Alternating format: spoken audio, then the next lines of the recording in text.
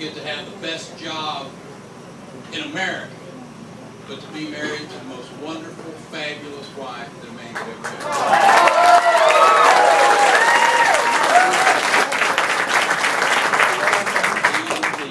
Well, it has been an incredible 2 weeks, I'll say that. She was making reference to 24 months. I'm telling you, the last 2 weeks have been the culmination of an incredible effort all across this state. And one of the reasons we wanted to be back here in Austin, Texas tonight was to say thank you to all of you for everything that you have done to make tomorrow possible. Tomorrow all across this country. We're going to be sending a big message to Washington, D.C. We're going to be sending a big message to those that want to take Texas in that direction, that we're not going that way.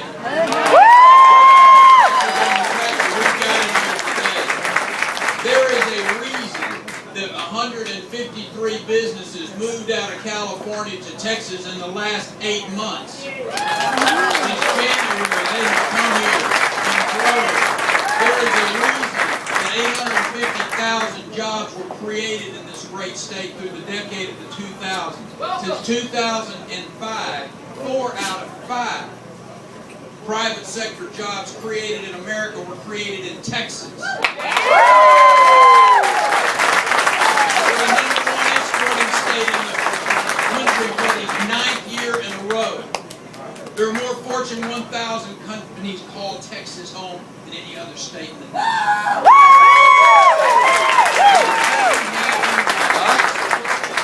It didn't happen by accident. It happened because there were some courageous men and women over the course of the last 7-8 years that understood the principles, the simple principles of government. Of you don't overtax, you don't overregulate, you don't overlitigate, and you continue to fund accountable public schools so that you've got a skilled workforce here for the Caterpillars and the Medtronics and all the other companies that are coming here to find the land of opportunity. Right on. Texas.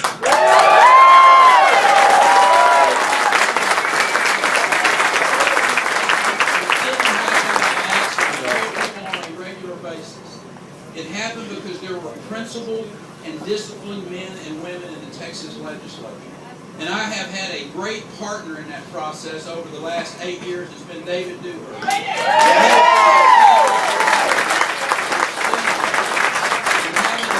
House of Representatives, day in and day out, understanding that our future is inextricably intertwined in keeping an economy in this state where people know that they can come and risk their capital. They know that this is a place where you don't just dream some dreams, but those dreams can become a reality.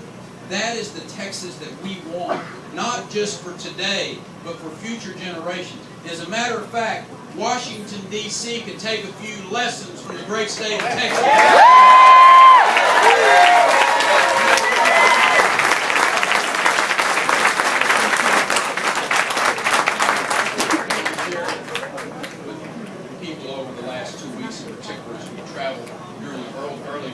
How many of you have already voted already? Yeah. I want you to spend the next 24, well, I guess 24 is a little bit too long, but 20 hours making sure that you take all of your friends that haven't voted yet, call them on the phone, remind them, cajole them, make sure that they understand how important this election is for the future of this state and in turn the future of this country. And over those last 2 weeks, I've shared with people just an anecdotal story about my father. My dad was one of the wisest men I know, Rusty. I mean, he was graduated from Paint Creek Rural High School in 1943. Joined the Army Air Corps. Flew 35 missions over Nazi-held Germany. By the grace of God, didn't get a scratch on him. He came home, and all he wanted to do was live in peace, raise a family, and farm. Judge, he taught his children on a regular basis that giving back is the most important thing that you can do in your life from the standpoint of understanding the importance of America and Texas and giving back in various and sundry ways, whether it's charitable giving or whether it's being on the county commissioner's court or school board. All of those matter. And he and I the other day, we were visiting, and he said, you know, son, we were talking about the federal governments and its reach into the states. and whether it was on health care, or whether it's been on the EPA, this activist EPA. And he said, you know, son, the federal government's supposed to do three things really well. He said they're supposed to deliver the mail, preferably on time and on Saturdays. And he said they're supposed to defend our borders. And he said they're supposed to stand in the military. You know, that third one's the only one our federal government really gets right today. We got the finest young men and women defending our freedoms around the world.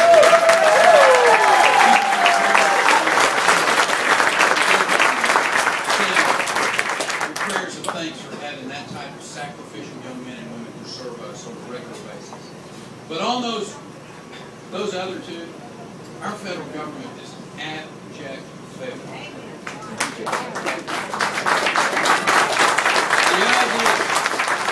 The idea that we're seeing American citizens killed on that border, watching Tiffany Hartley is heartbroken because she lost her husband, a University of Texas Brownsville student killed across the border, a National Guard member killed in the forest last week.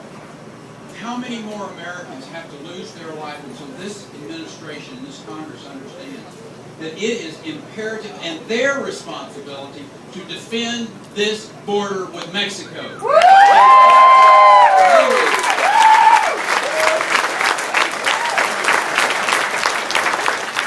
as we finish this race, and I want to say again, thank you for all of you, for the sacrifices that you have made. We are so blessed to have our families who have been so supportive through the process. It's those of you who have volunteered hours and sacrificed from your personal lives because you love this country and you love this state and you understand that there is a better way. And one of the better ways is in the state of Texas, David. And again, I want to say to you and to your colleagues in the city, what a great job and our House members that they've done to create this climate in this state. It is the envy of the other 49 states. And we're going to continue down that path. But here's the message from me. And it will be loud, and it will be clear, and it will resonate across this country. And it goes back to those two things that my father identified that the federal government really doesn't do a very good job. As a matter of fact, they're abject failure. Mr. President, until you get those two things right, do not come down here to Texas and tell us